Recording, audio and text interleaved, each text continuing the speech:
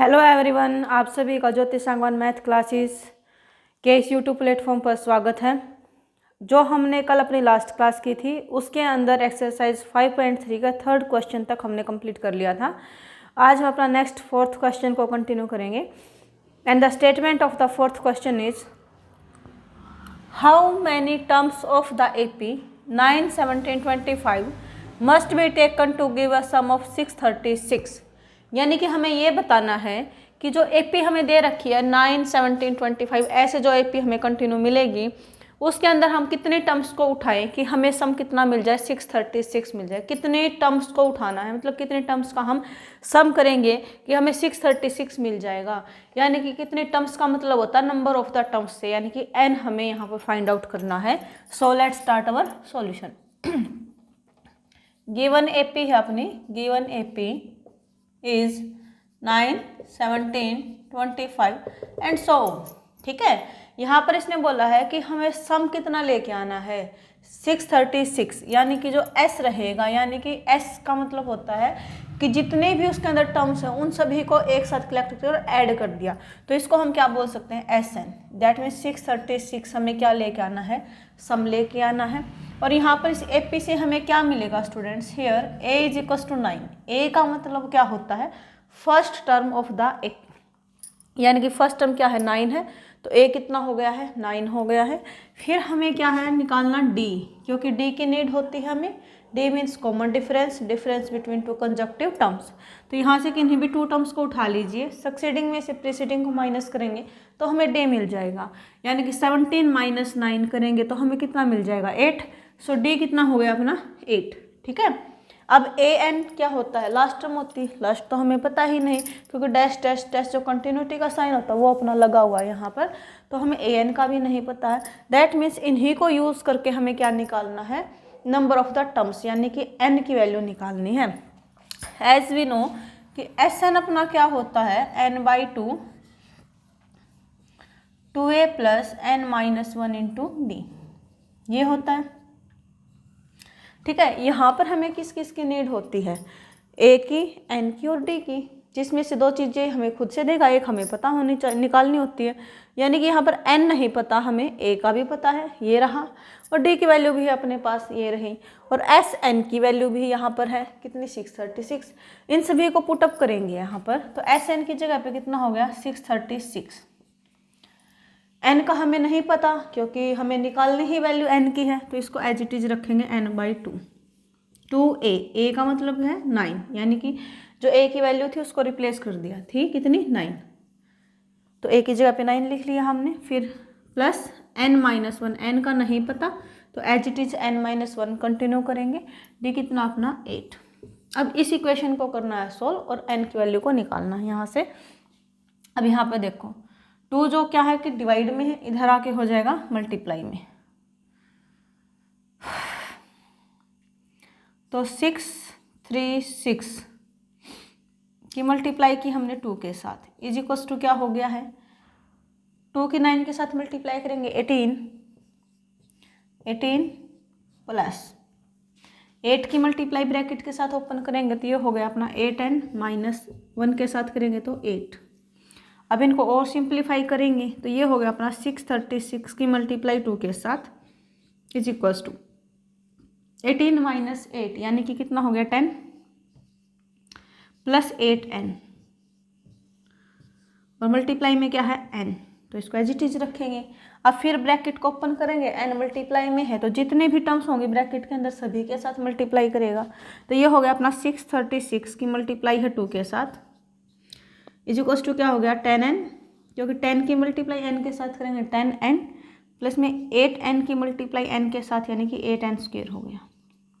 अब यहाँ से अगर हमें कुछ कॉमन मिलता है तो उसको कॉमन निकालेंगे, अदरवाइज सिंप्लीफाई करेंगे। अगर हम देखें कि 10 और 8 दोनों ही 2 से डिवाइड हो जाएंगे, तो इसमें से हमने क्या किया, 2 कॉमन निकाल लिया, तो ये है 636 की मल्टीप्लाई 2 के साथ, और 10 और 8 में से ऐसा नंबर क्या कि जो दोनों को डिवाइड कर देगा, तो दैट इज़ 2। सो 2 हमने क्या किया, कॉमन निकाल लिया। सॉरी, ये हो गया 5n प्लस 4n², ठीक है, क्योंकि 10 में से 2 कॉमन निकाल लेंगे तो 5 बचेगा, n एज इट इज है। 8 में से 2 कॉमन निकाल लिया तो 4 बच गया, n square as it is है। अब ये जो 2 मल्टीप्लाई में है इधर आके हो जाएगा डिवाइड में,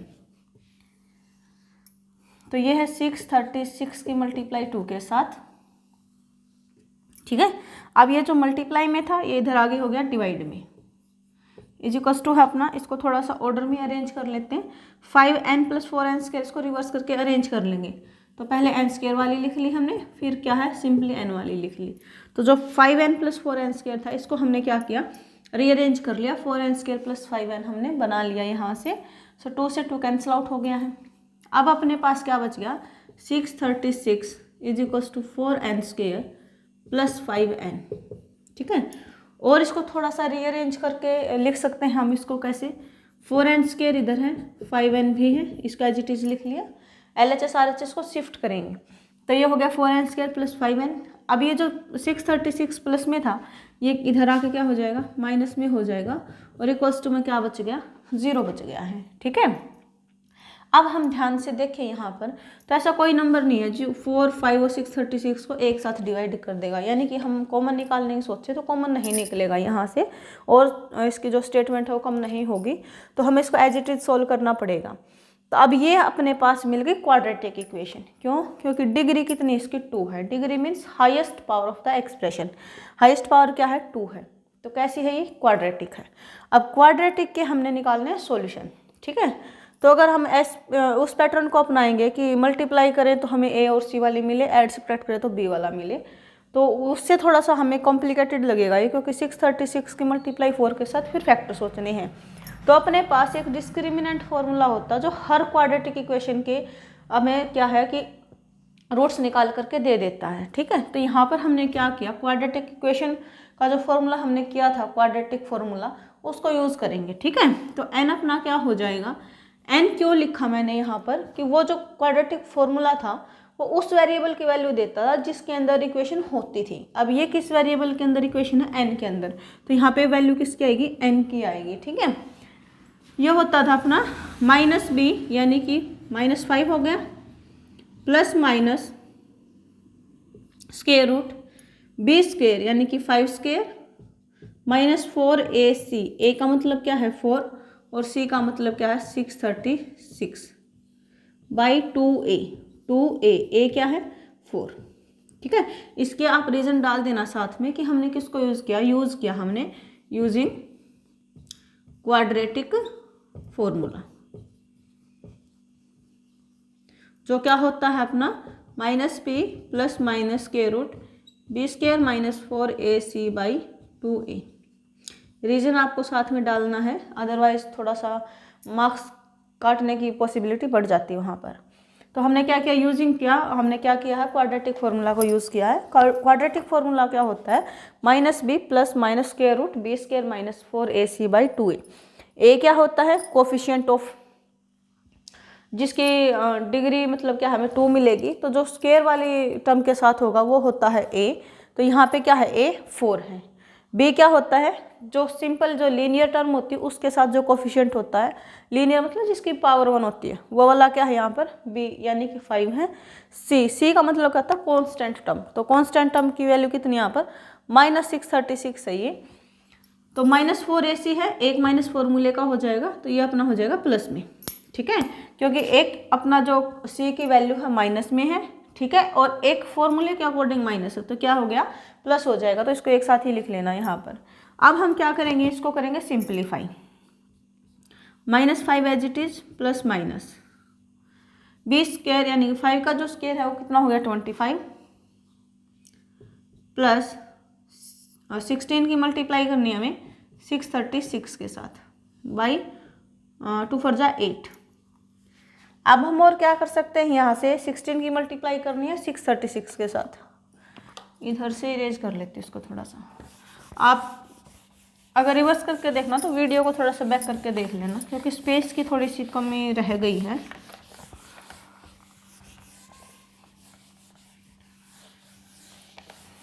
तो हम क्या करेंगे, 25 प्लस 16 मल्टीप्लाई 636 करेंगे यहाँ पर, तो 16 की मल्टीप्लाई करनी है 636 के साथ,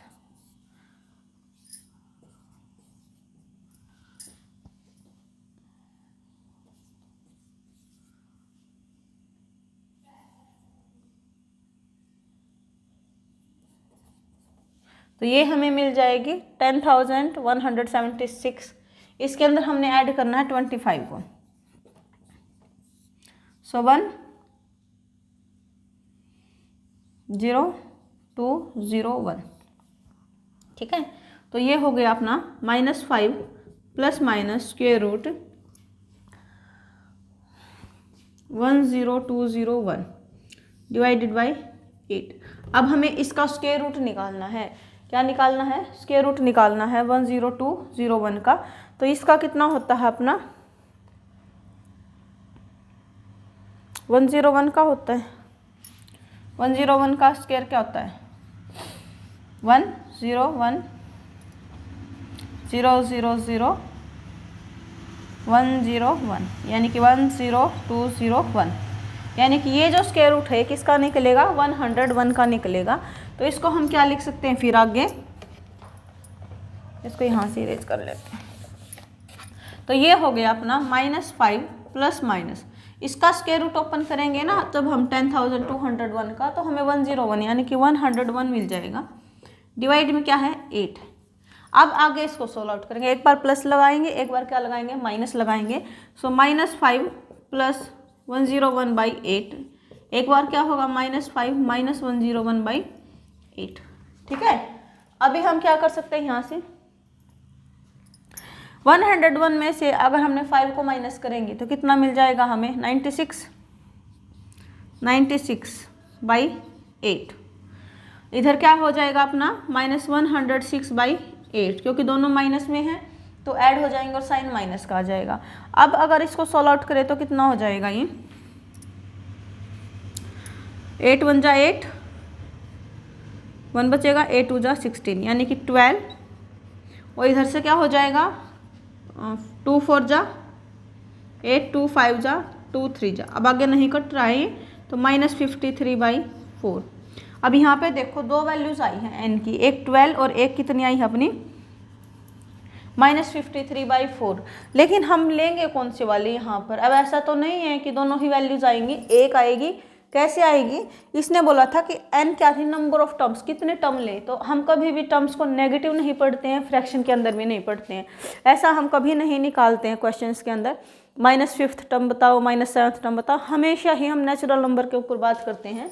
तो ये क्या हो जाएगा अपना रिजेक्ट हो जाएगी और n की वैल्यू क्या आ जाएगी 12 आ जाएगी। सो ये क्या हो जाएगी रिजेक्टेड, क्योंकि रिजेक्ट कर दिए। ये क्या है नेगेटिव है और नेगेटिव टर्म्स कभी होती नहीं है, ठीक है। नेगेटिव टर्म की वैल्यू हो सकती है बट खुद टर्म नहीं होगी कि -7th टर्म निकाल लो, -8th, ऐसा नहीं होता है। हमेशा हम ऐसे बोलते हैं 5th term, 7th term, 9th term, ऐसे। तो नेगेटिव है इसलिए क्या कर दी रिजेक्ट कर दी। तो n की वैल्यू क्या आ गई अपनी 12। So we must have taken 12 terms to give a sum of 636। So answer क्या आ जाएगा n = 12। So we have to take 12 terms to give a sum of 636। ये अपना क्या हो गया आंसर हो गया है। और इसी के साथ अपना जो 4th क्वेश्चन वो कंप्लीट भी होता है। आई होप कि आपको समझ में आया होगा। अगर वीडियो अच्छी लगी है तो प्लीज़ लाइक ज़रूर करें, अपने फ्रेंड्स के साथ शेयर करें, और कोई बच्चा अगर फर्स्ट टाइम चैनल के साथ जुड़ता है तो चैनल को सब्सक्राइब ज़रूर करें। Thank you students.